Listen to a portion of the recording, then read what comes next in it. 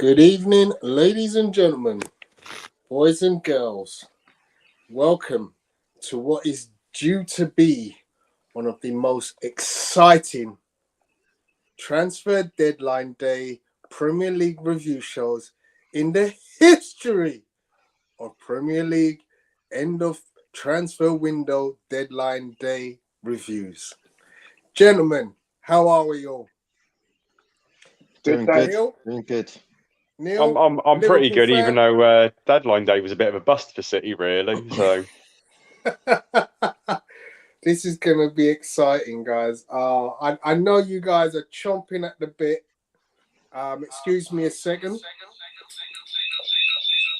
Whoa. Reverb.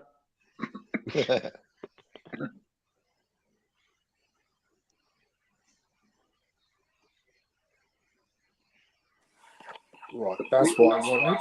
Oh. We had two of you for a sec, time. Yeah, bear with me.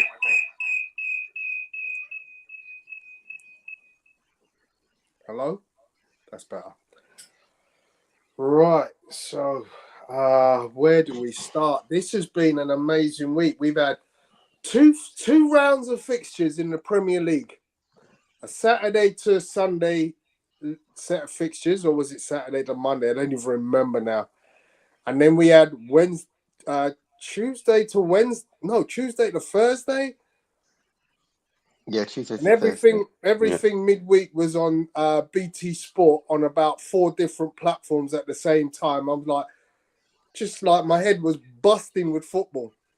And then behind all of that, we've got this little thing called the transfer window or the speculation window or the rumor window. I've heard it called so many different things over the time.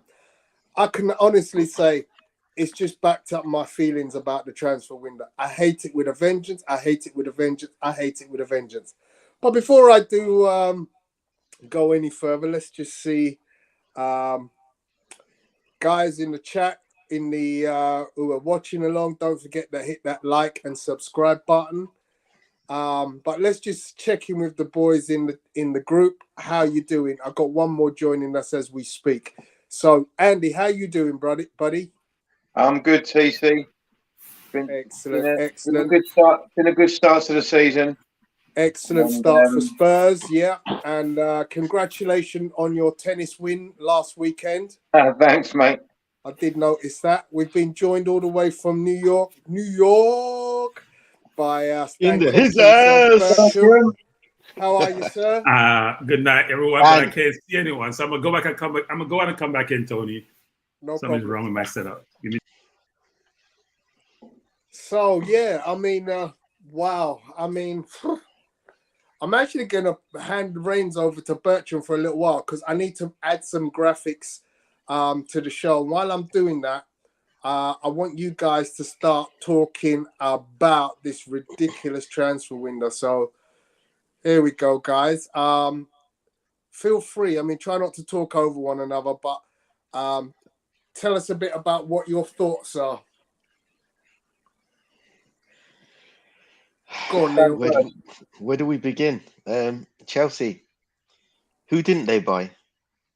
That's the question. Well, basically, anyone they wanted to buy it wanted to go Barcelona, pretty much, isn't it? Yeah. Oh, the fact that they got Aubameyang, that's a coup for them. He should do well for them. That's the only thing I'm kind of thinking. Oh man, there is one thing though with this graphic. It is slightly wrong because it's got Cucurella there at 55 million. It was 63. Yeah. Because obviously we had that hilarious thing where Man City offered 45 and Brighton said no, we want 50, and Chelsea just went no, we'll give you 63 done. I'm still baffled by this. It was baffling. I mean, the amount that they paid for some of these guys is just incredible. You know, ridiculous money. Them and United. You know, the transfer fees involved just insane. It was just ridiculous. This is the highest spending transfer window. It broke the last record, didn't it? This is the record. Was it 1.9 billion or something like that, or some? Yeah. It was ridiculous money, man. All thanks to the American owners. Well, as I said, when they don't actually understand how the football actually works in this country and how they're going to earn money back from the football and how long it will take for them to earn that money they actually spent. So they'll find out the hard way. Can you guys So hear me? guys, yeah, I can hear you loud and clear, Okay. Bertram. So I'm still adding some stuff. So I'm just allowing you guys to come in with your own thoughts and feelings about the overall transfer window. But as you can see, I think I brought up another set of figures which may be a little bit more accurate. But what this does is gives you the net spends. But that's in euros. It's in euros as well, because the last it's in one was euros. Yeah, unfortunately. Yeah. Mr. Bungle, hello, how you doing? Andy, can I borrow your top to clean my floor in the kitchen? Well, Bertram, while I'm adding some graphics, can you just Emirates. give us your impressions of what you see ahead of you in terms of transfers this summer? Thing, when you invest and invest wisely, over time, if you're smart, you can see you get return on your money. So, but people don't realize that Man City spent a lot of money to get itself to a certain position, 1.something billion. But now it reaping the fruits of its labor, whether it's selling young players they bought very, very young for peanuts, basically, and then sell them on for 20, 15 mil, that all adds up. Or sell players that they believe no longer satisfy their needs, like a Sterling or Zinchenko or Jesus. And their net spend is what, 40 million in the bank versus everyone else who is challenged. So I do think Neil made a comment earlier about owners not realizing return on their capital. I beg to disagree. I think the owners who come from abroad are only in this for the money, and they realize they have to invest, compete to generate commercial returns, not only Champions League money returns. If you build a brand like Man City, outside the UK, you are having much more Man City fans at a greater rate than you probably would have had if they were doing so well. So over time, that return will come. You'll just realize a lot of outlay up front to achieve that. While teams like Arsenal have sit on their laurels for years and are realizing that, you know what, my brand is not expanding if I'm not doing well in Champions League or in the EPL.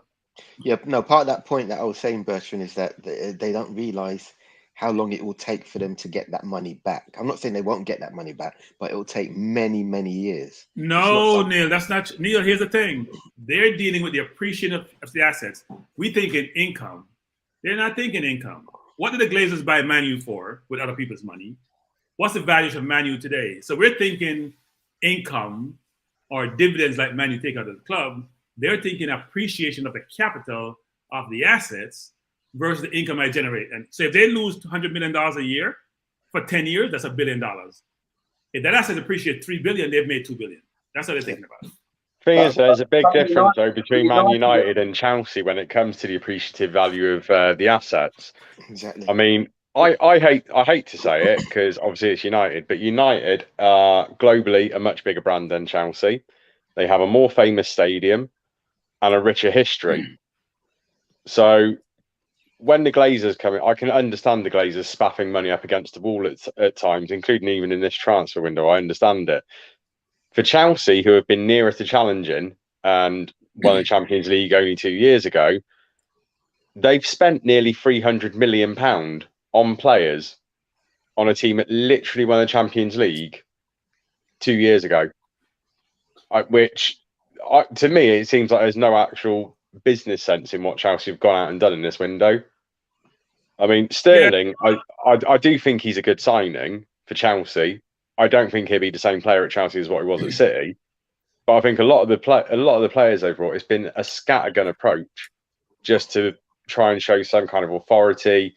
We're the new owners. We're the sheriffs in town. We're going to go out and tear it all up. Chelsea didn't need to tear it up, in all truth. They could have spent about 100 million and improved their squad. Now we can hear you, Andy. It's just I've been trying to say something for the last 5 minutes and no one's taking nothing notice. No, we just heard you. We just heard you a while ago. We just heard you. Okay. I'm just saying, Man United's share price has dropped about 250 million since the Glazers took over. Yeah, but what's the valuation of Man U when they took over versus today? That's the question you can ask. So. You what? Sorry. What's the value of? You're saying Man U value has decreased since the Glazers took over? Yeah, it was all over the news last week that United's share price has dropped significantly since the Glazers took over. I thought the Glazers took them public. So how would that work? The club's worth about 250 million less than when they took over. I'm not sure that's right. Actually, I don't think any club would appreciate it that much. All over the news. How long are they own it? How long they own it now? Around 10 years? Yeah, 9 years, I think. 9 years, and we're saying it's depreciated. I doubt that. That to me would be impossible, frankly. I would love to see those numbers, just because I thought they took them public, so there wouldn't have been a public valuation on them before the Glazers took them public. So how would the share price? There was no share price before, right? Well, yeah, but I mean they've been taking money out of the club, haven't they? Yeah, they've taken dividends out. But part of the pressure is you guys. So we talk about Drew talk about the owners coming in and sprawling money to show to stamp their authority. But have you heard Gary Neville? Have you heard Roy Keane? Have you heard Scholes? Have you heard Ferdinand? They've been skating around the owners, so the owners feel the pressure. And the new manager coming in is saying, "You see the results. You see we lost our first 2 games. You got to do something." So they've overpaid immensely just to satisfy and cool down the rhetoric. That's part of the whole equation. That graphic you put up now is a more accurate graphic of spend. Thank you, Andy. So Liverpool hasn't spent a lot, have they? Net spend. And you know why, though? Because I'm telling you, Liverpool is owned by private equity. I think Villa is owned by private equity. I think Bowley is part of private equity. At some point, that spending will slow down. That's like you see for Liverpool. And they start calculating. How can it slow down? They're not spending anything as it is. No. What I mean is that Liverpool was spending, even though Liverpool hasn't spent a ton. Because they always sold someone to get a return. They always sold a Suarez. Or they sold a Coutinho. They always sell players to buy players. That's what. Yeah, but they have built the squad up to a point now where it's supposed to be self-sustaining, isn't it? Is it? Look at our midfield. Say no more. Yeah, but you bought Nunez for what? About 80-something million? How much you paid for Nunez? 86. Yeah. You have Elliott, you have Cavalli. You've bought players in, they've just been very young players and not where they need to be at the current moment. You have players, you just have injury problem, like we're experiencing now. You have players. Yeah. I think Liverpool have also got an aging problem in their midfield. Oh, I'm not even trying to be critical of Liverpool now. I think that they pulled off a great bit of business yesterday when they brought Arthur in. Though I think he's genuinely a good box-to-box kind of like midfielder, same kind of like thing as Jorge Vidal.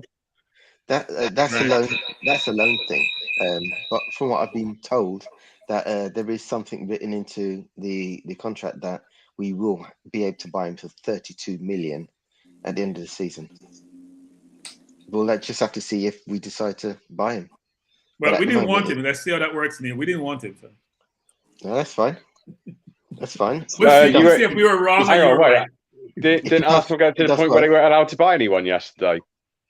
No. I'm saying we had Arthur like from last year. We're giving Arthur, and we said no. Right. Back and forth with Juventus about Arthur for over a year.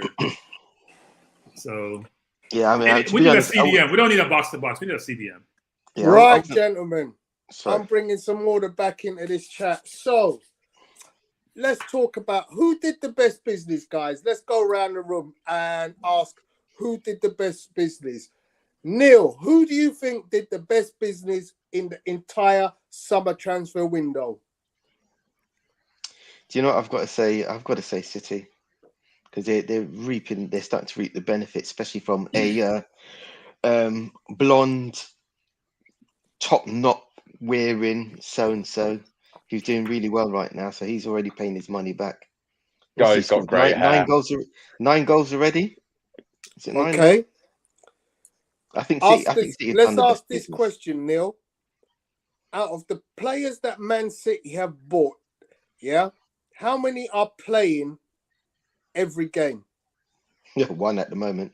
from what I can Right. see. So does that justify them having the best transfer window? Not at the moment. It The depends only on reason what why criteria are for what's a it, successful transfer window. Yeah, very good question, Andy, because that's where I'm going. That's exactly where I'm You going. see, So I've been having this conversation with Apollo, yeah, and we clearly have different ideas about what criteria are to say what is a successful window. Arsenal fans seem to think that the idea of a successful window is how many players have you bought that are now in your starting 11. yeah. I don't think that's necessarily the criteria of a successful transfer window. Okay. I Before kind we of go any further, disagree with guys. that. I kind of disagree with that. It depends on who you buy, where you put them in the team, and how well they do. Okay, Yeah, before we go over any the season. further, So good. let me welcome into the chat Cam. Cam helped me with my watch along at the weekend. A very informed guy. So I appreciate you, Cam, for putting in your view of who you thought had the best window. So he's put Man City, then Chelsea, and then Arsenal. In order to stop this going on Can I ask, is Cam an Arsenal fan? years. He is an Arsenal fan, yes. Yeah, that's so hardly a surprise then, is it? no surprise there. Okay, so let's move on to Drew. Drew, tell me. He didn't mention Spurs, so Andy's Well, not. I can't understand how people haven't put Spurs, because Okay, surely wait. Spurs have had the best transfer window. Best of order, please, gentlemen, if you may. Drew, you're next. Who do you think has had the best transfer window this summer? Without being overly partisan, City have got rid of players who didn't have a future at the club, which I don't like saying that about Jesus. I think he's a phenomenal player, but Yeah, but he his was a bit his top time was player, though. over. We had to sell him. We sold him. What an improvement we brought in. At the moment, yes, Haaland's the only one that started every game. Alvarez has played every game. Yeah. But what we done, we added a hell of a lot of depth to our squad. So let me go back to that. Let me go back to that image, Drew. I'm not going to take a lot of your time. Can you just name me the players that you bought this summer in this picture? Right. So we got Haaland, Yeah. Akanji, Calvin Phillips, Ortega, and I keep forgetting the kid's name from Anderlecht.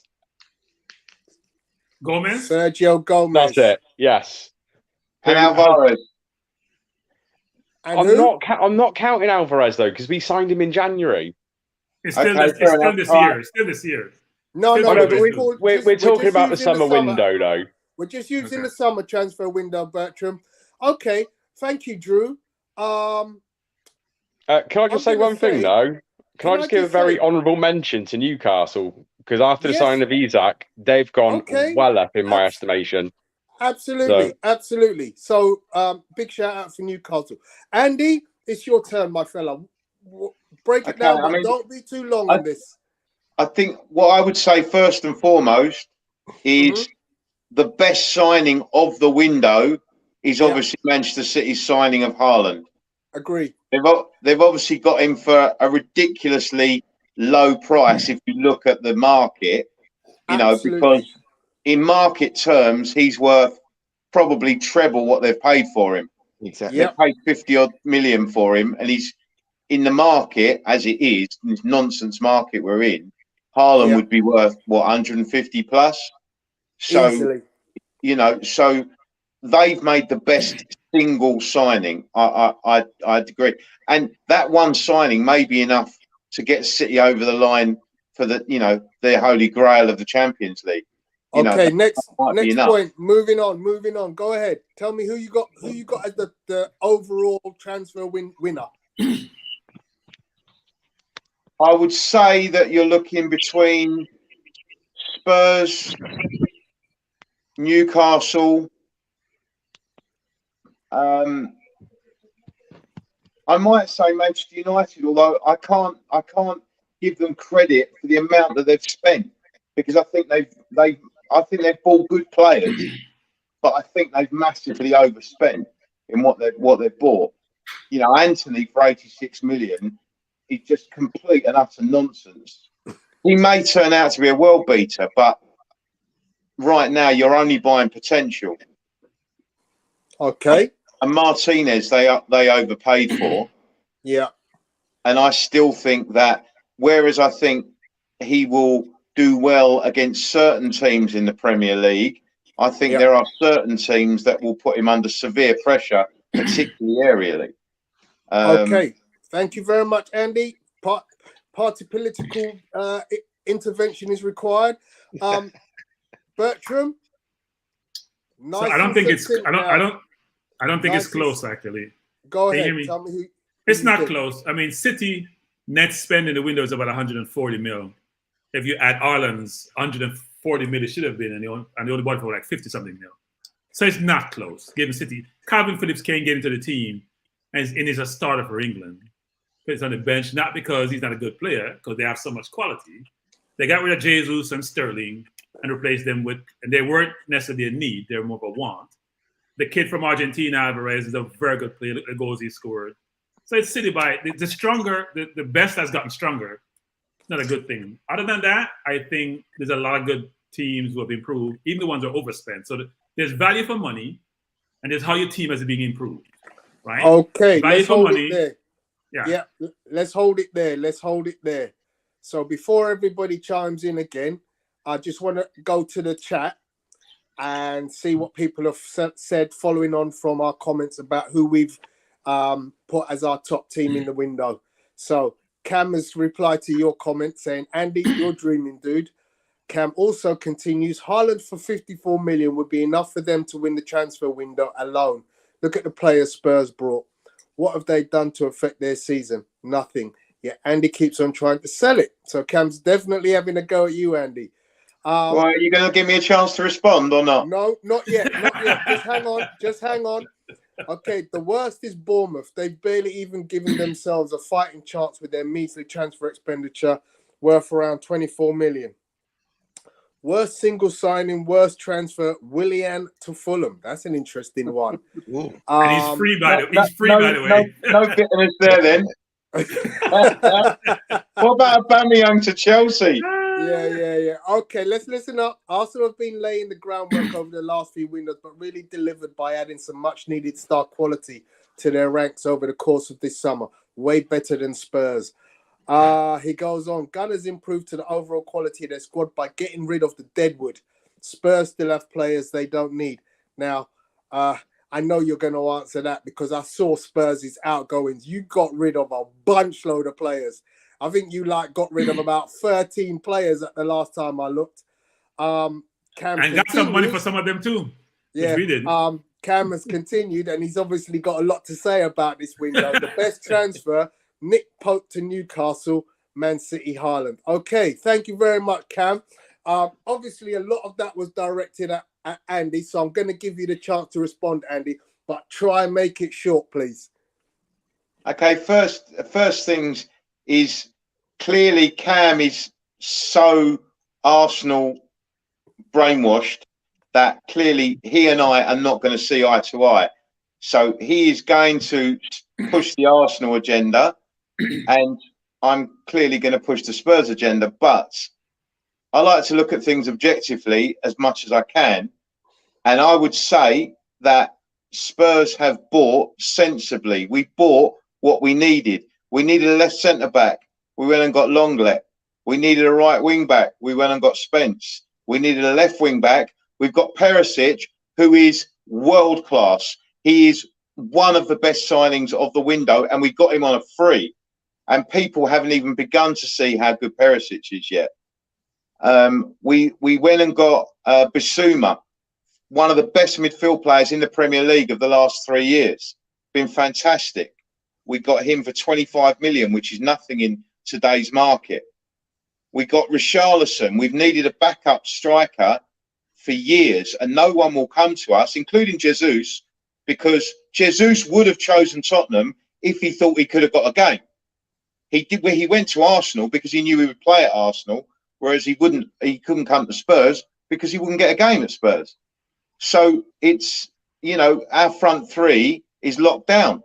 That's what the difficulty Richarlison is finding, despite the fact that Richarlison has played extremely well when he's come on a substitute so far and may get a chance tomorrow. We'll wait and see. But you know, we have made purchases that we needed. We bought a backup keeper in Forster, which was also another free, and you know, so we have done all the business that we needed to do. Now, Andy, we can I would say have one liked, thing, Andy? Can I say one thing? It's hard for you to say Spurs have had the best transfer window when two things. One is none of your players you brought in have been starters. That's Perisic. one. No, he didn't start. Sessegnon started. He just got in the team. No, And Perisic has played the last 3 games from the start. But I'm saying he's not. He wasn't a starter when the season started. He just couldn't got in start the the third first game because he was injured. Okay, well, he didn't start the second game either. And Yeah, I say this he's to you. injured. Well, you say he was injured. We can debate that. Secondly, I say this, which is this. You still lack creativity in your midfield. And a great transfer window to me is that you satisfy your needs. And that need of creative midfield is still missing. So don't disagree. You've had a very good transfer window. Conte doesn't play that way. It's not Conte's style. Look back to his Chelsea days. He didn't have a creative. Conte doesn't play that way. Creativity doesn't mean I have to be an Odegaard or a Madison. I have to be someone on the ball to do something special with the ball, like a De Bruyne, for example. And Bentancur does that. Bentancur does that. We can debate that. But Tony, I don't want to dominate the conversation. I'm just saying, I still think you have a very good window. Don't get me wrong, very, very good window. But you don't have you say Perisic is a starter. We can debate that. But if you buy 5 or 6 players, at least a couple should be starters. And you what, sorry? If you bought 5 or 6 players, yeah, and spent 150 plus mil, at least 2 should we be paid 100 mil, but yeah, okay. Not at 150. least 2 should be. I thought you spent, what was your spend for the window? 107. Gross spend, not net spend. 107 gross spend. There's also 27.5 in potential add-ons, but you can't include that because those players haven't got those add-ons yet. I agree with that, but none of your players you bought, you say Perisic is, and we can debate that. You don't have 2 starters of the 6 you bought. You don't have 2 starters, right? Sorry, so say again? You don't have 2 starters of the players you bought. I can't hear you and Tony very well, Bertrand, but sorry, I don't know why. I think it must be your system then, because I think Neil and Drew are hearing me. Are you hearing me, Neil? We can hear you clear. Okay. Yeah. Hear you clear. Maybe it's your system, Andy. But no, you've had a very good window. You have a very good window. That can't be debated. I would say we're in the conversation. We may or may not have had the best window, but we're certainly in the conversation, and certainly as much as Arsenal. I don't see how Arsenal had a better window than Tottenham. No, I think Arsenal did actually. Okay, we will see at the end of the season who had the better window. At the moment, that's not the way to judge it. No. We will see at the end of the season, because if we finish above you, we had a better window. End of story. Time out. You finished above last year. What are you talking about? Can I throw an objective opinion in about Arsenal and Tottenham's windows? Andy and Bertrand, please don't hog the conversation. Neil fine. And Tim are in the room as well. I'm going to throw in an objective observation about both teams' transfer windows. Both have actually addressed the areas that their coaches needed to address, and I think both have done it successfully. I think Spurs have done the backing up of their bench much better. Jed Spence is eventually going to be the first choice right back. He's better than Emerson Royale. Perisic is going to be a short-term fix in the left back position. Spurs' best business came in January when they brought in Kulusevski and Bentancur. Those two have been Spurs' best signs this year. Richarlison, quite honestly, I'm not trying to be an arsehole when I say it. I think he was a signing that Spurs didn't need. But I get the wanting depth up front. I do understand that. But between the two teams, I don't think you can really separate them in who's done better business. Quite honestly, it's like I'll say about, you've overpaid for Richarlison to Tottenham, but quite frankly, you've spent £32.5 million on fucking Zinchenko at Arsenal. I'm sorry, he is not a £32 million player. In this market, I think you're third and fourth, though, to be honest, or joint third. In this market, Drew is about 50. In this market, he's still shit. Drew, the results. He's played well, Drew. He's played really well the last 3 games. He's played really well. Right. Trust me, I've been watching Zinchenko for 6 seasons. and he will do these little runs of football, and you will think you have got Roberto Carlos, but from Kiev in your team. And then you realise you got a left-footed Wan-Bissaka for the next 2 months. Zinchenko is That's a such an horribly unfair flawed statement. defender. Okay, Neil, come in. Break these guys up. Talk to us, Neil. What have you got to say to these guys? These guys are taking over the conversation. No, it's fine, and they've got their rights because they have their own beliefs in their own teams, and I understand that. And for me, at the moment, if you're talking about who had the better window, I look at it as results, as what's happened, which players have been brought in, and how they've affected a team up till now. Yes, we've only had 5 games, Yeah. but Arsenal clearly have had the better window so far with the results. They've won all 5 games. They played cannon fodder. You cannot argue that. They've still got the points. They've still got the points. Liverpool have played cannon fodder, and we've suffered. Yeah. So nobody realistically is cannon fodder other than Bournemouth. Okay, Yeah. okay. So guys, let's talk to us. Let's get away from the if and buts and the maybes. Let's talk about the finances. So hopefully you guys can see what I've got on the screen now. This doesn't make sense. What's that? That's a more accurate figure. Those ones there. Is this net spend real? Man City It's are been on minus figured 20 million incorrectly. It has. It euros? should be a plus next to City and a minus next to Forest, for instance. Yeah.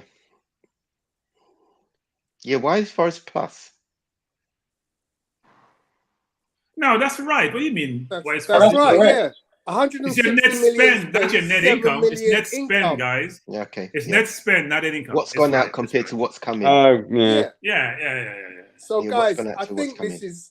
If you guys want to just give me the okay, if anyone can see a glaring error that makes you think that can't be right, but it looks like some people have done ridiculously good business, because clearly if Man City have profited 20 million and got the players they've got, then to me that makes it clear Man City are the winners by a country mile.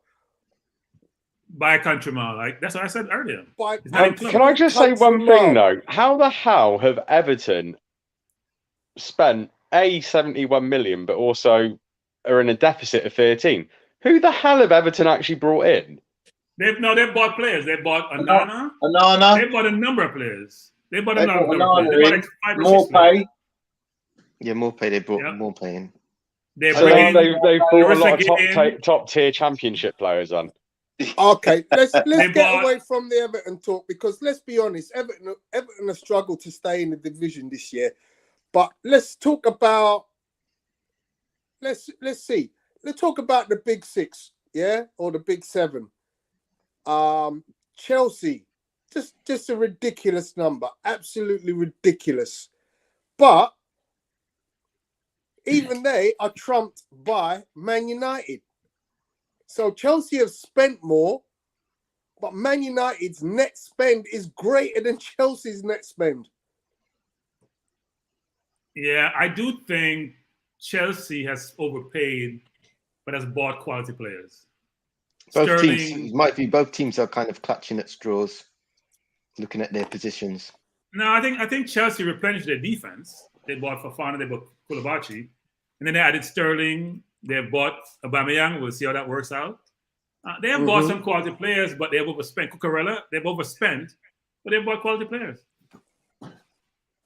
Anybody disagree with that? Anybody think Chelsea have done good business? I agree with Bertram on that. I think Chelsea have bought quality players, but they've overspent on Fofana and they've overspent on Cucurella. Sterling, I think, is decent business at 45 million. I think that's a good price they got Sterling for. I'd have waited a year and taken him for free, quite honestly. Yeah, but Sorry? I don't think he goes. I don't think Chelsea he needs goes to that make a- far. Somebody would have put a bid in. Yeah, I mean, and Chelsea need to make a difference now, not next season. They need to make a difference now. Yeah, but I'm this is what I was saying earlier, though. Chelsea literally won a Champions League less than 24 months ago. But Drew, they I can't know score goals. they've lost players. I know they've lost Rudiger. I know they've lost Rudiger. I know they've lost Christensen. But Rudiger's the big problem for Chelsea. But Losing they've yeah, got so they've Koulibaly, signed they've 4 got different centre backs Fofana to replace him. Yeah. I mean, it's. I find it bizarre how much Chelsea have spent to reinforce one position. Are they going to be playing a 6 at the back formation for the rest of the year? No, come on, Drew. They want to win the league just like how you were going to win the league. So Yeah, but they're not going to win the league though because they brought Koulibaly 5 years too late. Well, They've no, we're gonna win the league. overpaid for You're one of the Cucurella best by about players. 15 They've just, million. they've Fofana by just like most of 30. the teams, just like most of the teams, they've Is strengthened their squad. Is nobody here thinking that what Chelsea's business has done this summer puts them in with a shot at the title? Is anybody? No. Nobody gives them a chance. No. I think they have a chance. I'm not saying it's a strong chance, but they have a chance. Those players can affect the team and make that difference. I mean, let's be honest, right? Look at their front three. Sterling, Aubameyang, Havertz, Mount. Pulisic. Who else? Have they still got Pulisic. Ziyech or did they sell him? They tried Ziyech selling is there, Ziyech, Pulisic but is no there. one wanted him. Okay. So, I mean, let's not mince our words. Is that not a formidable front three to play? They have a I formidable wouldn't be team. scared of it. I'd be scared of Aubameyang. I actually rate Aubameyang, and I can't believe I'm saying that. I mean, They guys, they ran Spurs off the park, and they have all their players. They ran Spurs off the park. But that's the only game they've played well in. They haven't played well in any other game. But I'm saying they have all their team. They haven't had Fofana. They haven't all their team yet. The team will come together when all the new players come and play. They could have lost to Everton on opening Teams day, always which would raise have it been when they play the big humiliating. teams like Spurs. That's what you're supposed to do, though. You're supposed to raise your game. You're supposed to raise your game. It's Spurs. Yeah, a but big then team. if you're dropping points to every mid-table club, what are you doing? If Spurs a big team, let's not get carried away now. They haven't proven it yet. Just like how we haven't proven it. I just see Man Chelsea United. fighting for third or fourth. So once again, I think the same that applies to Chelsea applies to Man United when it comes to overspend and players that they bought that are just like some of these players Ask yourself one question. Yeah. The figures that they spent on these individual players, is the figures right? Does it reflect the type of player that they are? Are they at that level? To me, the answer is no. No. They had no choice after a while. After the first 2 games, they had no choice. They were held by barrel by Ajax. But let's be honest, guys. They didn't have a chance. They didn't have a choice. This team, before some of these players came in, beat Liverpool. Yeah. So, guys, Were you talking about in a friendly, though? Oh, wait, yeah, no, they did in the league, didn't they? No, Yeah. Tony. They may have beaten Liverpool, but Liverpool dominated that game. Everyone is getting carried away about how they beat Liverpool. They had 30% possession. You can't have 30% possession and think Bertrand, I always say this. Possession means nothing if you don't get the result, if you don't get the 3 points at the end of it. No, the season is 38 games. People keep I know, but what I'm saying within the game, you can dominate the game and you can still lose the game. For that game, for that game, domination means nothing because you haven't benefited from it. And Bertram, just to that point, if you was to win the league on percentage of play in a season, Liverpool probably would have won the league last year. Yeah. It ain't about percentage of ball that you. So let me stop you there, Tony. Let me stop you there. Where did Liverpool finish last year? Second. Where did City finish last year? First. Which 2 teams dominated possession last season? Which 2 teams had the best possession stats last season? Yeah, who did? I don't know. Of course you don't. I'm not saying you got memory loss. I honestly don't know. It's City and Liverpool. It's City and Liverpool. Yeah, but my point is, in a game, there's no point having all that possession if you don't get the 3 points at the end of it. Neil, it's one game, Neil. You don't have a center forward. You're not getting back after 3 games. You see how you win games. You need scorers. Just like Chelsea didn't have a number 9. That's why they struggled. Yeah. Okay. So we've discussed Man United, we've discussed Chelsea, the 2 big spenders. The next West biggest Ham. spenders are West West Ham. Ham. Can you believe that? Well, they had a Czechoslovakian come in with how many billions in his pocket, so they had Yeah. one to spend, didn't they? Wow. They bought late though, right? The Brazilian Eh. came in late. They bought late. They bought late in the window. Well, they bought Anybody Paqueta think for that- 60 million, didn't they? 50, 60 million. Yeah, he came in late. Dude, Anyone think I that actually think West Ham have done good business though. Yeah. Yeah. They've overspent in a couple of areas, but they brought in Cornet, quality, the Italian lad Scamanca, quality, and the Brazilian lad Paqueta quality. quality. So Yeah, they bought quality. they've spent well, maybe a little bit over the odds, but I think they've actually had a good window. I mean, And yeah, the thing I would say, guys, is when you look at what they've purchased, they have a formidable squad of depth, something that Arsenal currently don't have. Yeah, but that's the thing at the moment. If you're looking at trying to cover as many different competitions as possible, you have to have strength in Yeah. depth. Yeah. So the problem West with Ham- West Ham was they had a lot of similar players. Yeah. Slow, plodding, and when they played City, it was showing out. So they had to replenish and supplement what they had.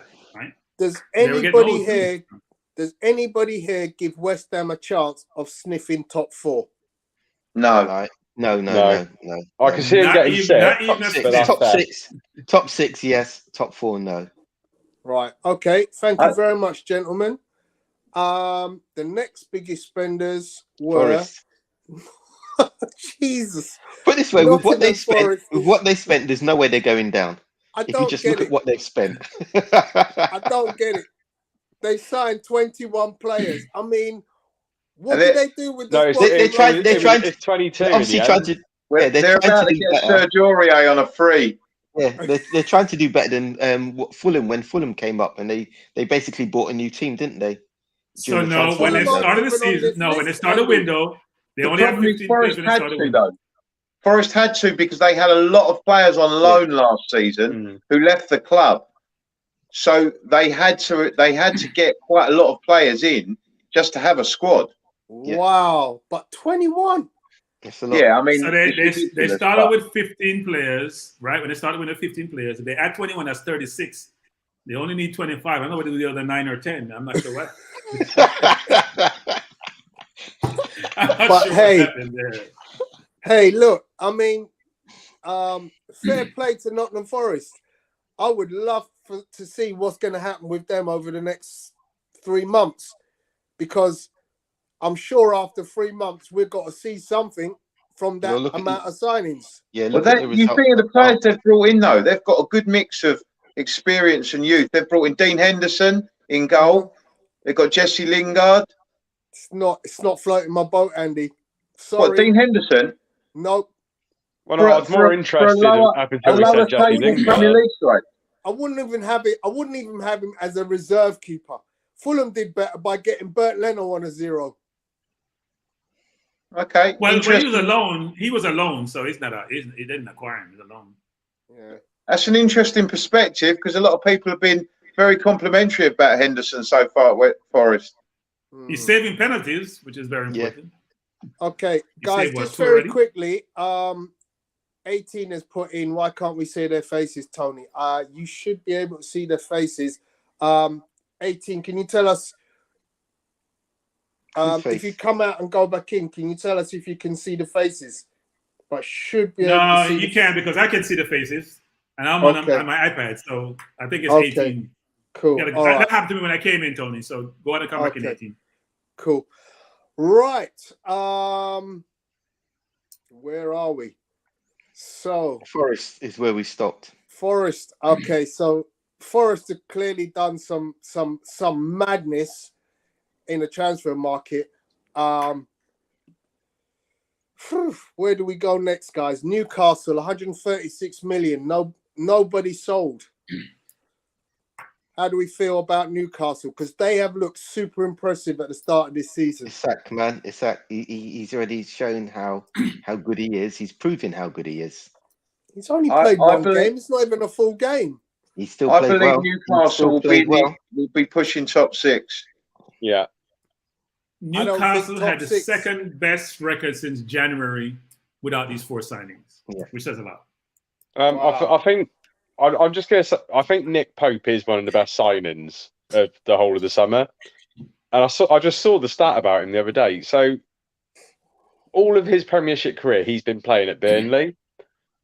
He's kept a clean sheet every 3 games at Burnley. Wow. So I think quite That says a lot. clearly Hey, they've Drew, signed the best. Drew? They've signed the best English keeper. Hey, Drew, he couldn't keep for your team. Eh? He couldn't keep for Man City. Oh, I'll take him at City. I wouldn't. No, He you got- wouldn't. Andy, Because Andy, what? what do you No, think first of of all, let me Nick say, Pope? Tony. Oh. He can't Yeah, use his feet. I rate So him. he couldn't never keep for I Man rate City. He can't use his feet. He's poor with his feet.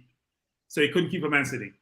Okay. Poor with his Andy? feet. Yeah, Watch but him. Man Well, no, City, but he is Man still the City best require English a very goalkeeper in the unique style Premiership. of though. goalkeeper to play for Guardiola. They Yeah, need he a can ball do that. playing goalkeeper, which isn't really Pope's thing. Yeah. Okay. Well, no, But we no, need a he's a good shot goalkeeping stopper. midfielder really to play in goal. Yes. Yeah. Send it forward. Send it forward for your team. Okay, guys. Okay, let's move on.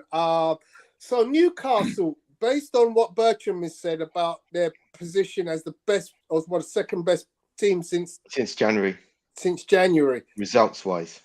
and looking at the way they've started this season, does nobody not think they could challenge top 4? Does anybody think they can challenge top 4?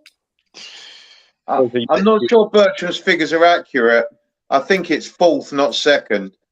It's not second? I thought it was second in January. I think City, Liverpool, Spurs are the top 3. I think Newcastle is 4th.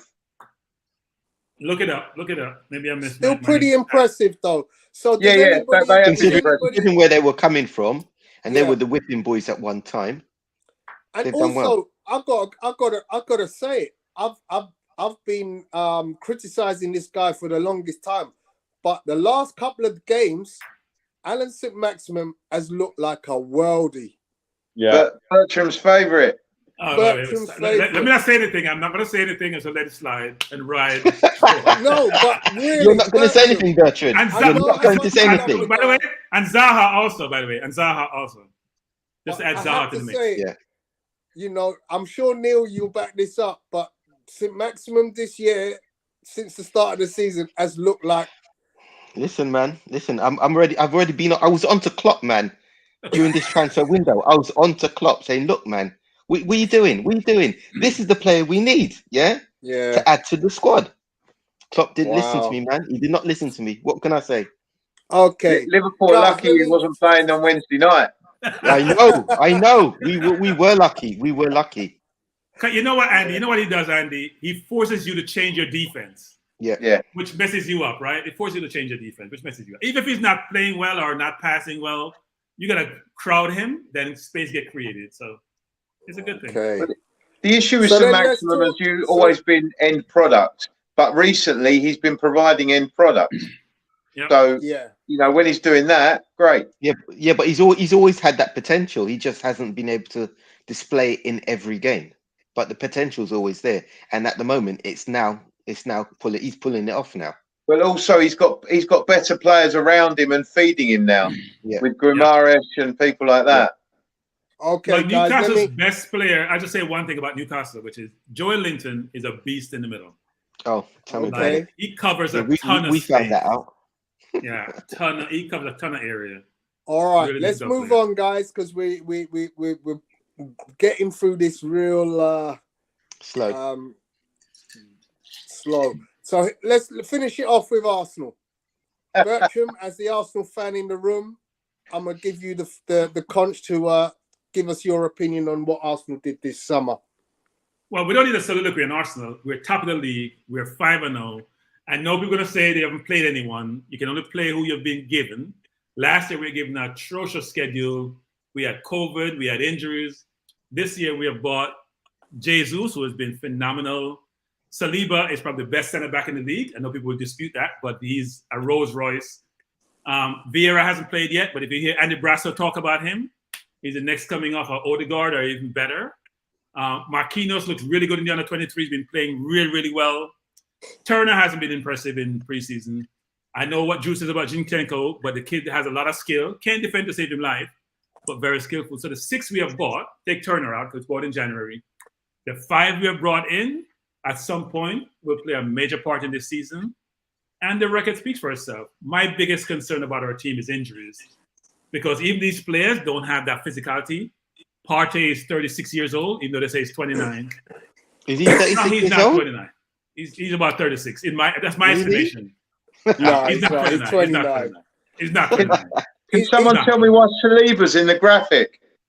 So You bought this him is 3 really years ago. frustrating me, but Arsenal fans are saying Saliba's a new signing. He's a new acquisition. Never played for us. He's not. He's a new signing. He's never Hang played. on. I literally said about 20 minutes ago, I'm not going to include Alvarez for City because we signed him in bloody January. Yet you He's not a signed starter. Saliba 2 years ago, and all of a sudden, he's a new Drew, transfer. Drew, he's not a starter. Alvarez is not a starter. Saliba is a Rolls Royce. He's not He's a 50 million player. He's a Rolls Royce with a wheel missing at the moment. He's Okay, all right. He's so played all right in 5 games. Let me give Neil a bit at a time. Neil, talk to us about what you feel about Arsenal. I'm worried. That's all I can say at this moment in time. I am worried. The players they brought What are you in. worried about? They will do something Listen, Spursy, Neil. Don't worry. 5 games, 5 victories. They're the only team that's done that so far. Yeah. Against Bournemouth, Leicester, Fulham, Villa. They're all games that they were favourites in. Come to me when they beat someone that they're not the favourites for. Liverpool were favourites in most of their games. How many have they won? Oh. Yeah, it's the result. It's the result that happens. I mean, whoever you put them in front, if they beat them and beat them well, what can you say? That's worrying. That's worrying for all the other teams because they're on You a know what? flow. I'm happy the Arsenal fans are so happy and that they think they're going to win the league because they're going to get a very rude awakening in the next 3 months. It's too early to say. Andy, last season, I know you've done a great job last season. I've been some of the top teams, but I felt good about this team going forward when we played City at home and ran them off the park, even though we lost 2-1. Yeah. So I'm encouraged by the team and where we're going. We have some injuries which are concerning, but Neil, please mention Spurs so Andy can feel good. No, seriously. I think both teams are going to do well. Spurs are definitely going to do well. Definitely within the top 4. It's going to be a hard season for all teams, in my view. It's going to be a hard season for all teams. Cool. Everyone's improved where they needed to improve this season. Well, this transfer window. So we'll just have to see how well these players who have now come in, how well they do and how well they cope with the Premier League. Indeed. So, guys, just very quickly, I've pulled up a list of what I think are the current free agents, and the list seems to be Ross Barkley. some very interesting names in there. Sorry. Ross Barkley, say that again? Sorry. Ross Barkley, sorry. Yeah, and there's some interesting names in there when you look at it and you think, and does anybody go like, how the hell is he still available and why can't we get him? Well, you got to ask the question you need to ask is why. Are still playing? The question you got to ask is why are they still free agents? Why is Sturridge still there? Sick note. He's sick note, man. Sick note. Okay, move on from Daniel Sturridge. Who else? Is anyone else looking at that list thinking there's a player? I'd like to see Liverpool take another punt on Loris Karius, actually, take him back. Why? Why? Alisson's looking a bit tired. You need to get Karius in the team. Yeah. We'll do well. We'll do well with Karius, yeah. It took us long enough to get rid of him. I don't know if anyone else has watched Hatem Ben Arfa recently, but he was a good player. Not. He was 10 years ago. Surely he's about 90 now. No, it was about a year ago he was still playing a decent level of football. Diego Costa could do a job for any team. He'll probably be playing football when he's 90. Yeah. Marcelo. Yeah, this is a League 2 team. Like, we can move on. I think I'm surprised no one's taken a punt on Juan Mata. I'm surprised by that, actually. Nah, he hasn't been playing at Man U at all. Ross Barkley probably, but I don't think about Mata. I mean, I can't believe that we've got Nolito on that list because he's shocking. Genuinely. Ross Barkley, I would take a punt on Ross Barkley, actually. A down market Dele Alli. What about Marcelo? I haven't seen Marcelo played in a while. I know he got. No, he hasn't played really well. Yeah, Aaron he's- Lennon. That's the name. It's like Yeah. some of these names. He was I'm at looking at Burnley, wasn't thinking, he? are they still? Yeah, I'm looking at these players and thinking, are they still around? Mm. They Danny just seem to- Drinkwater, they he's just been seem to missing have in action disappeared. for about 4 years, hasn't he? Exactly. That's what I'm saying. These players, a lot of them struggle to get into in the last teams they were with, and you don't kind of hear of them. And then when you see them that they're free, I can see why they're free and why nobody wants them. They didn't do well enough. Drinkwater followed his name. He drink his way out of the league. Yeah. No, Ross Barkley is the surprising one. I forgot that he was at Chelsea. Yeah. How often did they utilize him over the past few seasons? Weren't him and Drinkwater signed in the same transfer window? Yeah. The transfer window where Chelsea spent 150 million and have reaped no money whatsoever on any of those failures. We haven't mentioned Fulham much, but they've done really well. They have done extremely well, actually. Yeah. Okay. So let's talk about the fixtures from last weekend. There were some interesting ones to mention. Saturday fixtures. Anyone see any fixture that they thought was a good game worth talking about? Man United, Southampton. I thought A certain team up in north of England hit 9 past another team from the south of England. You're clearly talking about Celtic. They have the same. They have the same anthem. No. Seriously, they have the same anthem, right? Funnily enough, we've got a player called Jota who kind of went missing, but yet Jota scored for Celtic in their 9-0 under the same anthem. Come on, man! The man's moonlighting across both teams. Oh dear. Yeah. I thought Man City Crystal Palace was a good game. Man City's comeback against Palace was impressive. Yeah, that was a great game. That was. And that was Palace without Zaha, actually. Yeah. Which was interesting. They look a bit toothless when Zaha's not playing, is the honest answer to that one. But they went 2-0 up. Yeah, ourselves about for about Brighton? 45 No, but they were minutes. set pieces, right? They were set pieces. They weren't like What about open. Brighton's 1-0 over Leeds? That was pretty impressive. That was a strong game. That was a strong game as well. Brighton are a decent, well-organised team. I've got a lot of time for Potter. Yeah. I'm worried for Rodgers and Leicester. Oh, they're down. Have you heard some of the comments he's come out with in the last 48 hours?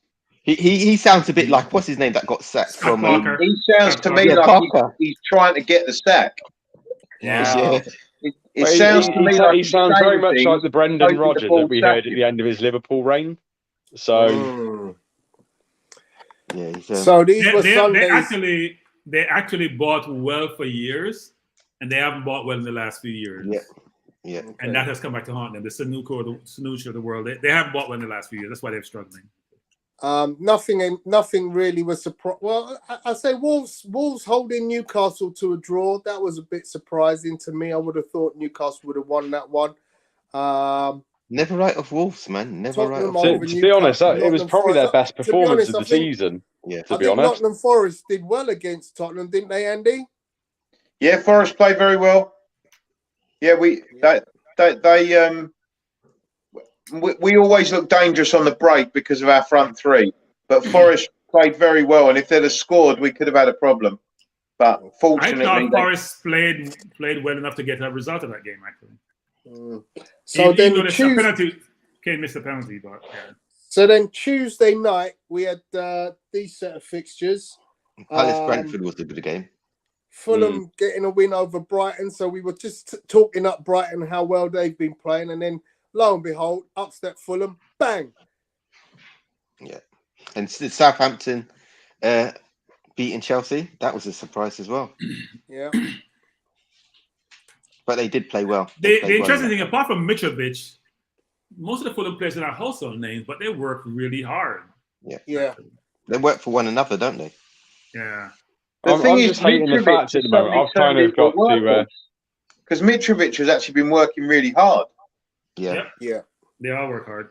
Yeah, I'm hating this whole Mitrovic proving me wrong thing at the moment. He's shed a lot of weight. He has Look at genuinely the pic- pissed me off this season. Look at the pictures of Mitrovic when he was in the Premier League before, and look at him now. Yeah, He's much leaner. he looks like an Okay. actual athlete now. So what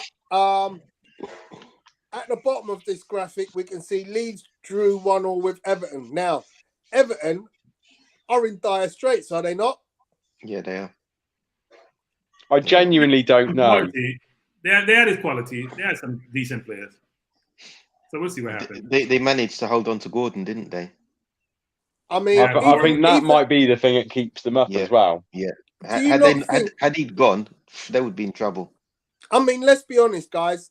Everton have got quality players even before what they've done in the transfer window. Bear in do you mind not Calvert think the Lewin's been issue- injured, and that's a Yeah. big blow for them.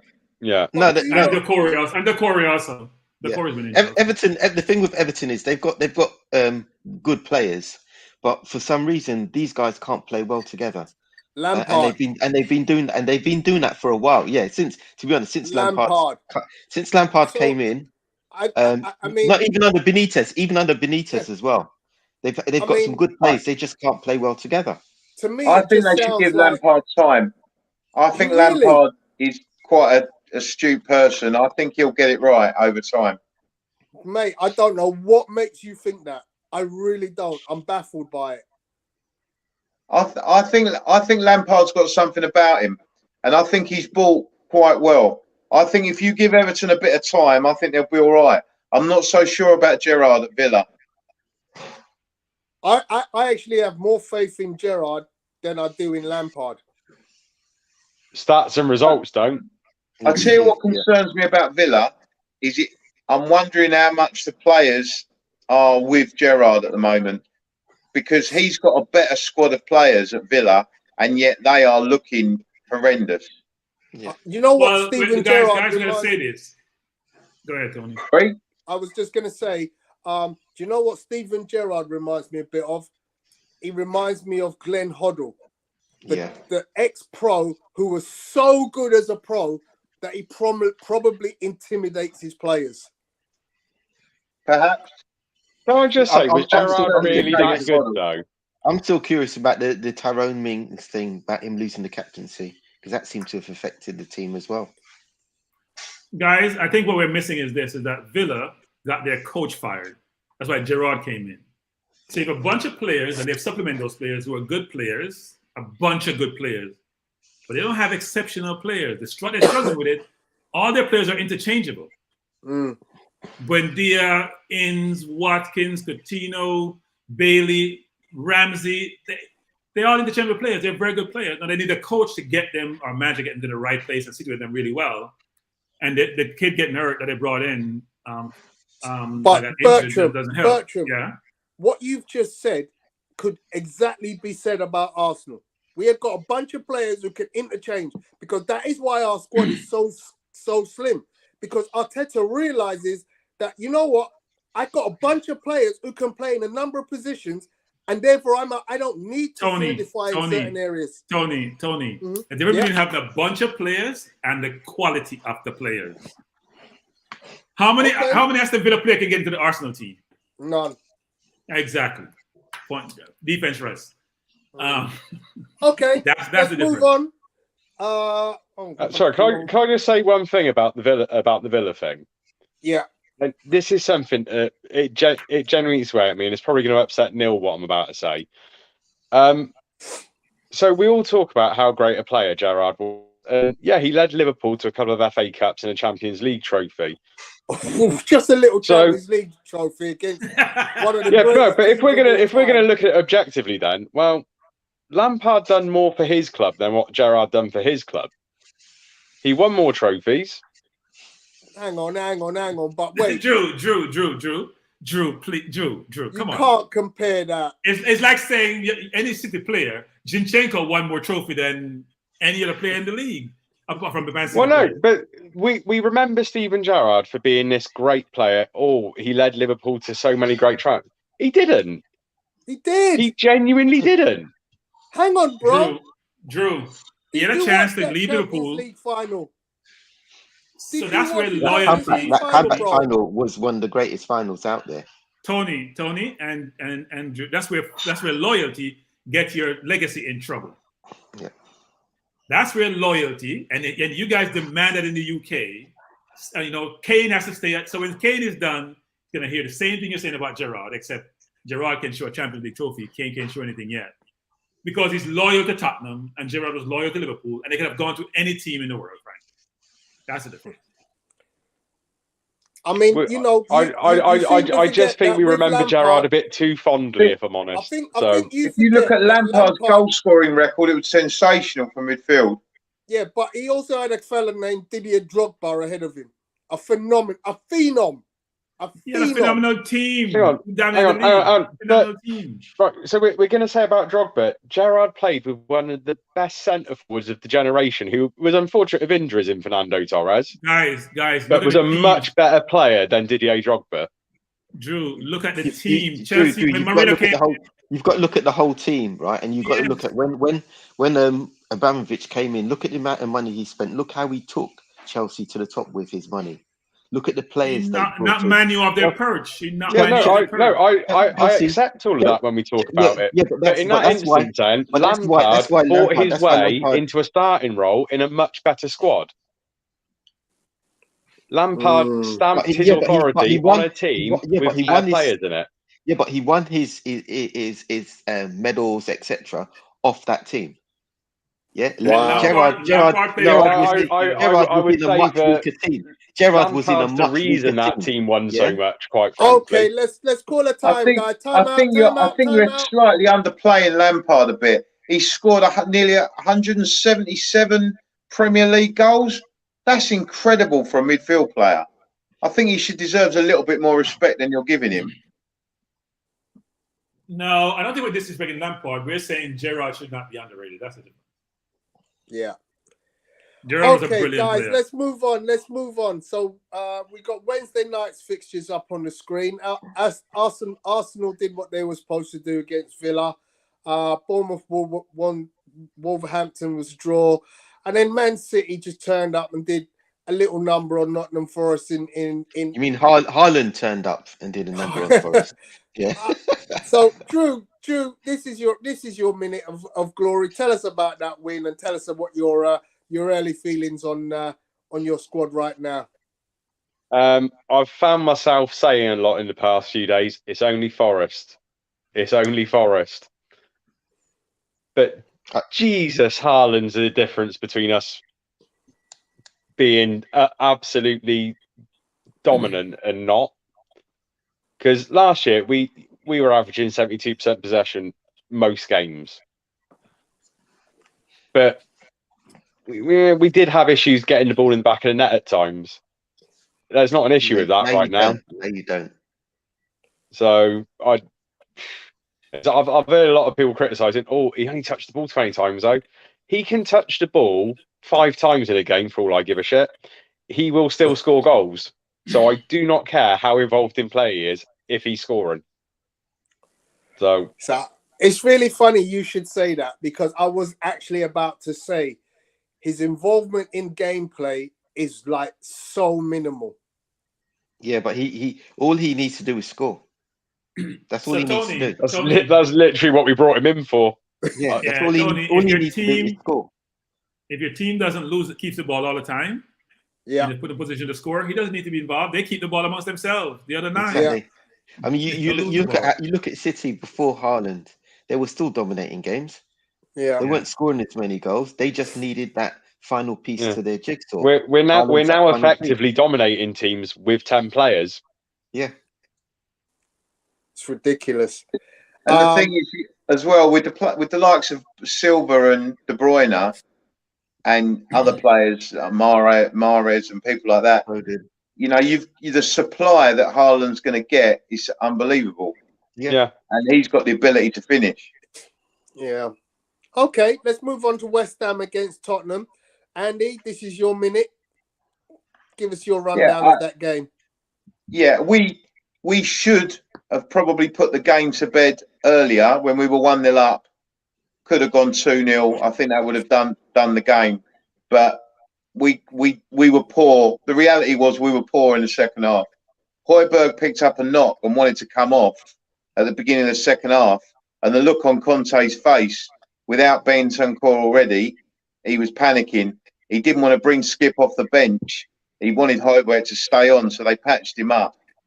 But while all that was going on, we lost our minds a little bit. West Ham equalised, and from then West Ham got their tails up, and they were much better than us in the second half. And they deserved it. A draw was a fair result, but at the end they could have nicked it at the end. So in the end we were happy to get out of there with a point, when really we should have taken 3 earlier in the game. But by the end we were happy for the point. So you're saying you can't play without Højbjerg? Sorry? Are you saying you can't play without Højbjerg? I can't hear what you're saying. Sorry, Bertram. He said, "Can you not? Are you saying that you can't play without Højbjerg?" I'm not saying that, but the look on Conte's face, because Bentancur was already out because he got concussion last weekend, and so he played Bissouma and Højbjerg in the middle of the park. Bissouma didn't have much of a game, but he's getting used to a new team. But he didn't play particularly well. And when Højbjerg had picked up a bit of a knock, he signalled that he wanted to come off. It was right at the beginning of the second half. And Conte looked We almost can hear you scared. clearly, by the way, Andy. You don't need to be so close. We can hear you clearly. Okay. I'm only leaning forward because I can't hear you. Yeah. That's the problem. Okay. Sorry. Okay. Okay, cool. What's your feelings on West Ham, Andy? Do you think they'll challenge for anything this season? I think they'll do all right. I'm not convinced they'll even do as well as last season. I've got a feeling they may slip to maybe 8th, 9th. I think they're decent, but they're just something for me. They're just not potent. I don't see them. I just see them. I think there are other teams have improved past them, like Newcastle. Yeah. I mean, the thing I would say with West Ham is they still rely heavily on Mikel Antonio. He is a dog up front. He's everywhere. He laid on a beautiful assist in that game. He also hit the post from 20 yards, which is a cracking strike. Yeah, but I think if he gets an injury, I don't know who else they've got that will come in and get you goals. Obviously, Bowen hasn't done much this season. Bowen, I was going to say Bowen obviously last year had a superb season. If he can replicate it, that'll be interesting. I think they improved their midfield with the Brazilian, Paqueta, right? So Paqueta... Yes, I think they will. They'll get better. Yeah, they'll get better. I understand that he's got a few attitude issues, so it'll be interesting to see whether any of them surface at West Ham. Okay, let's move on to Liverpool 2, Newcastle 1. Neil, this is your minute. Go on. Smash and grab, man. That was a smash and grab. That's all I can say. 8 minutes or 5 minutes. All right. Okay. Let's put this into perspective, right? No. You guys are talking about Klopp time, Fergie time, and all that sort of stuff. It's crap, right? At 92 minutes and 30 seconds, Nick Pope was injured, or said he was injured. 30 seconds. Hold on. No. Where you get 30 seconds from? It was 90 seconds. Down for 30 seconds. He did not go down for 30 seconds.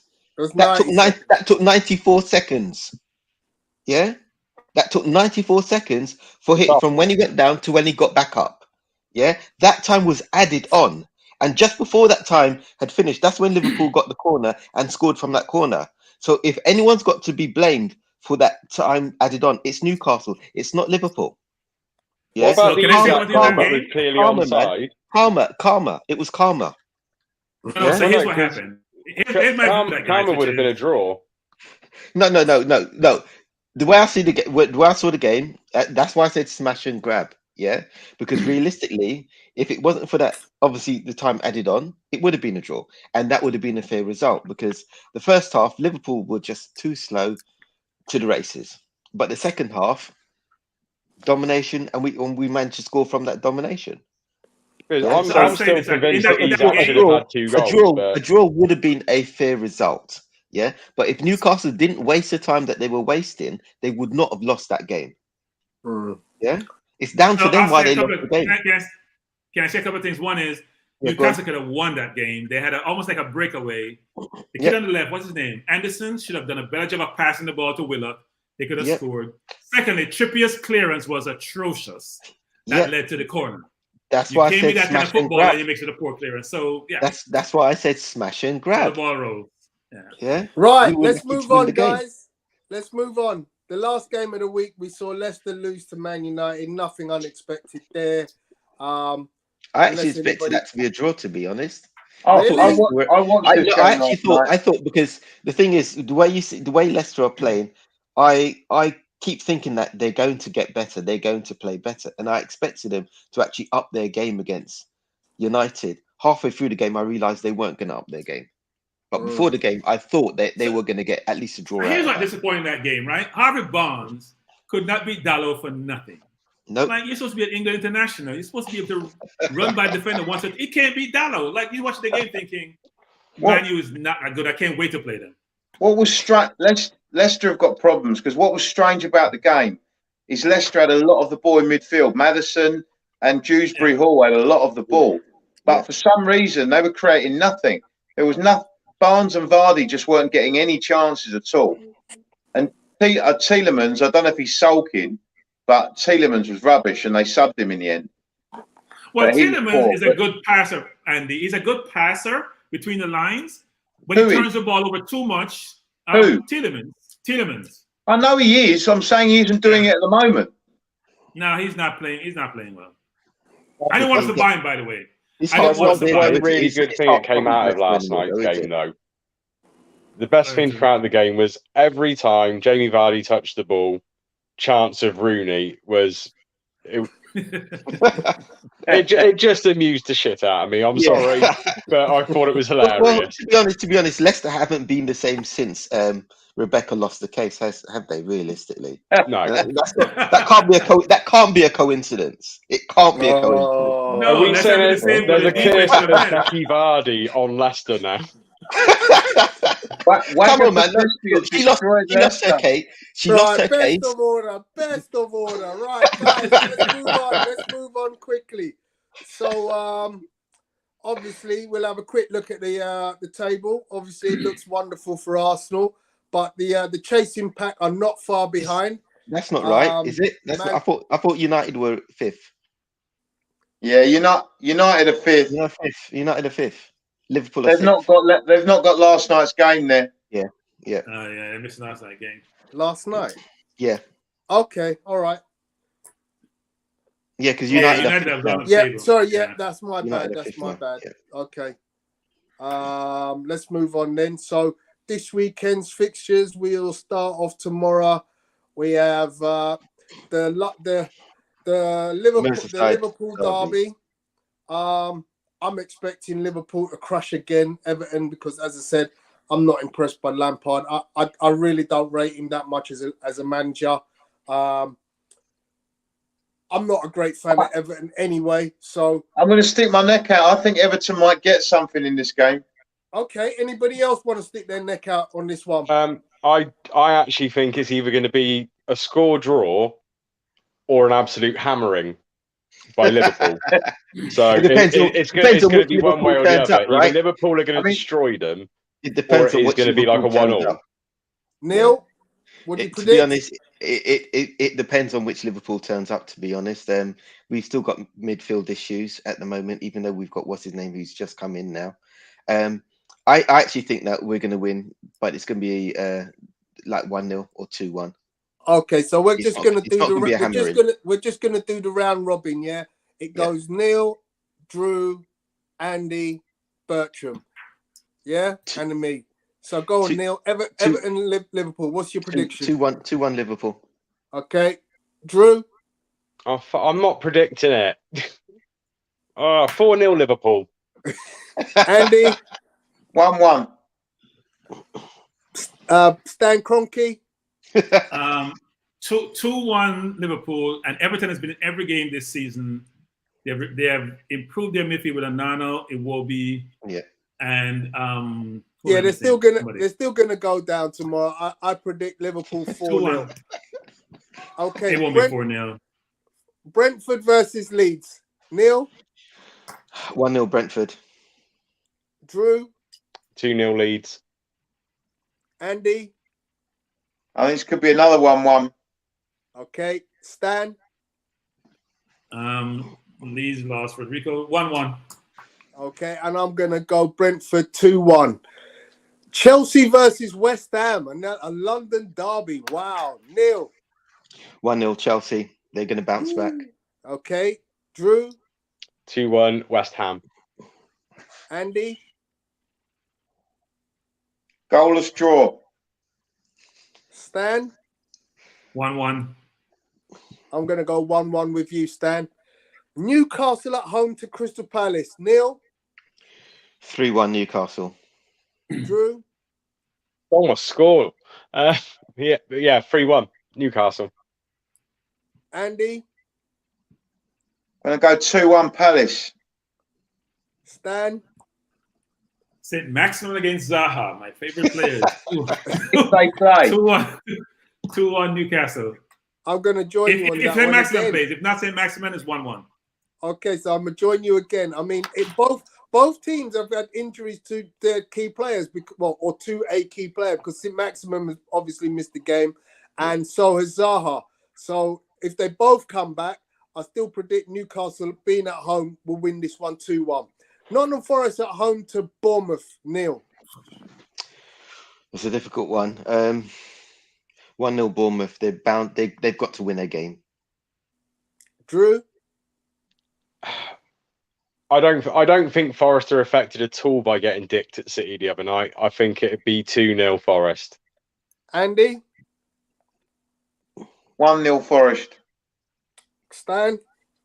2-1 Forest. I'm gonna go 2-2. Tottenham at home to Fulham, another London derby. We got loads of derbies going on. Neil.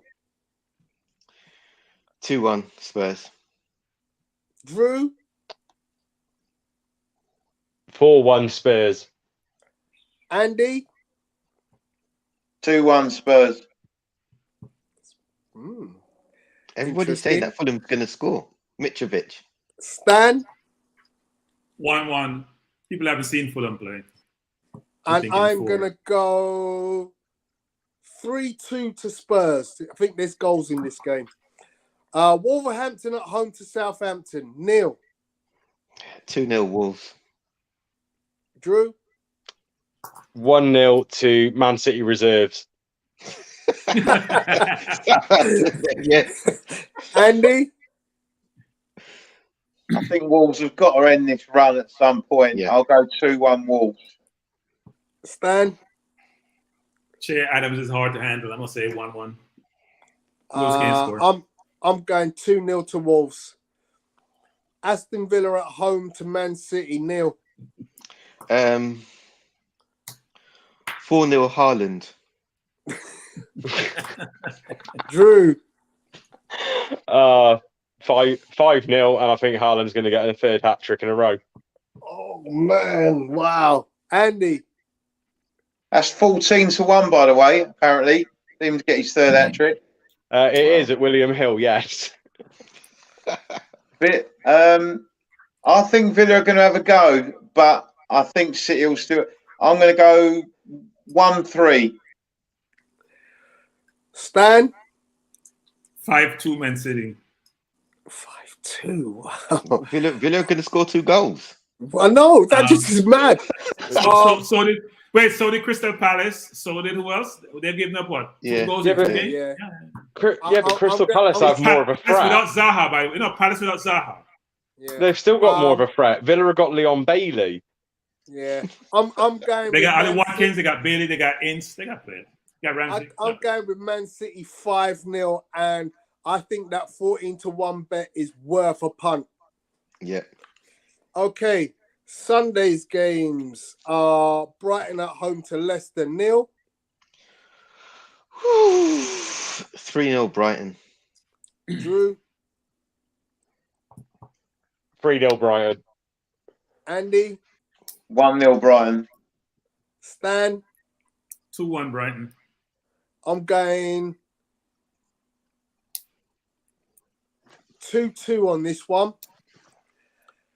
And then final game of the weekend, Manchester United at home to Arsenal. Neil. This is the hardest game of the weekend in my view. I think it's going to be a draw. Unfortunately, it's going to be a 1-1 draw. Drew? Like, genuinely, this is the toughest game to call. Either team could win it 1-0. I don't see there being a lot of goals in it, so I'm just going to go 1-1. Okay, Andy? Well, I think obviously because Arsenal are the best team in the world, that I think Arsenal could win 5-0 at least. But I'm gonna go against the grain of popular opinion and go United 2, Arsenal 1. Oh, Okay. wow. Stan? So if I had my full team, I'd have picked 2-1 Arsenal. But since I'm missing Partey, I'm missing Zinchenko, who Drew think is nothing, I'm going to say 1-1. He will just spend 2 months disappointing you. He's like a bad girlfriend. He's the most skillful.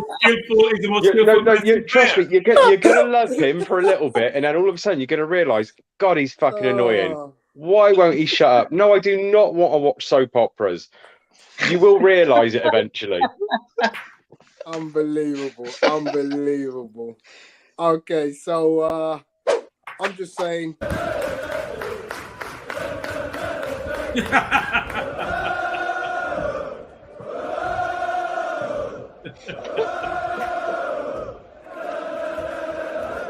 So what's the score? What's your prediction? So Saliba. Oh, by the way, just in case you didn't hear it, Drew.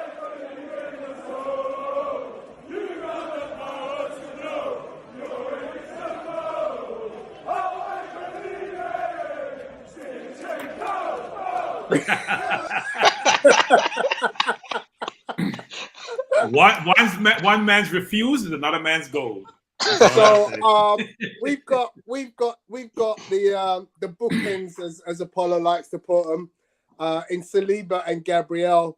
Much though I think Man United are going to be have done very well. I trust in my defense. What will be interesting to see down the right hand flank is how Tierney matches up against either Anthony or Sancho. I'm not sure who he'll play, but it'll be interesting. Would you have some fish fingers with that waffle? What, do you have fish fingers with waffle? We're talking potato waffles here. Damn right you have fish fingers with them, and you even put them in a sandwich with a little bit of mayonnaise. It's got to be a northern thing. That has to be a northern thing. Oh, excellent. I don't think it's from down south. I don't think it's not Anthony, which is good for Tierney, by the way. But Tierney's not good one-on-one with skillful players. So anyway, Tony, score. Score prediction 1-0 to this guy. So thank you, gentlemen. It's been emotional. We've pretty much discussed everything going on. We didn't discuss the European action because there's been a lot of movement in terms of players across Europe. We're going to come up to European football coming up pretty soon, and some of these players will need to be discussed because, you know, we have to. But Champions League next week, guys. Yeah. Neil, Drew. Got to be in to win it. Tony, I know what we're talking about, but wait. Let me just ask a question. Andy, where did you play last year, Andy? What league you played in last year? Hey, listen, Thursday nights is Europa nights, man. I hope you made the run of 16, Andy. I hope you made the run of 16. That's all I'll say. We will. Listen, Spurs have been given a touch in that Champions League draw, so we know what's going on there. But anyway, gentlemen, thank you very much for joining me. And it has been a hang on. You've been drawn against some team called Bodo. No, Who's that? Drew and Neil. This is a really embarrassing moment. Are we talking Bodo from Norway now? Yeah. Our championship manager came in use in my youth, didn't it? So I have one question before we go. Which team knocked out Spurs last year? What's the name of the team, Andy? What? In the Europa Who knocked out- Conference? Yeah, Europa Conference. You mean we didn't get knocked out? We had COVID, and UEFA kicked us out. Okay. Europa Conference League. I've never heard of that league. I wasn't aware of it. Sorry. All we had to do was beat Rennes at home. We would have been through. But we had COVID. dear. Right. Europa so- Conference League. Well, we haven't got that low yet. So I'm glad you're in the Champions League, but we haven't got that low yet. Gentlemen, we- thank you so much for We joining found me our way and, back. It's way been back, emotional. way back. Guys in the chat, if you haven't already done so, please hit the like button. Don't forget to hit the subscribe. It's been the Arsenal 101 Premier League review and transfer window review. I hope you've enjoyed it. I certainly enjoyed it. Thank you, gents. Have a lovely weekend. All the best for Thank everyone you. in the respective midweek games, except Spurs, of course. So, yeah. Have a good one, guys. Yeah, Yes. go Thank Everton. you. Go Everton. Have a good week on. Hey! I will be cheering for Everton tomorrow lunchtime. Sorry, Neil. And the thing is, I can't even say I'll be cheering for United because I would never ever do that. Everton, West Ham, So Spurs, I can't even and use that Man as a comeback United. against you, Bertrand. I can't even use that as a comeback against you, I mean, Bertrand. technically, I could cheer on United because it's not like they're even from Manchester anyway. Oh, So wow. And realistically, they're not even the best team in Manchester, are they? There's Right, I'm cutting the show. well, no, you got to be in Manchester first. So. Good night, all the Damn Man Salford United Red. fans in Surrey.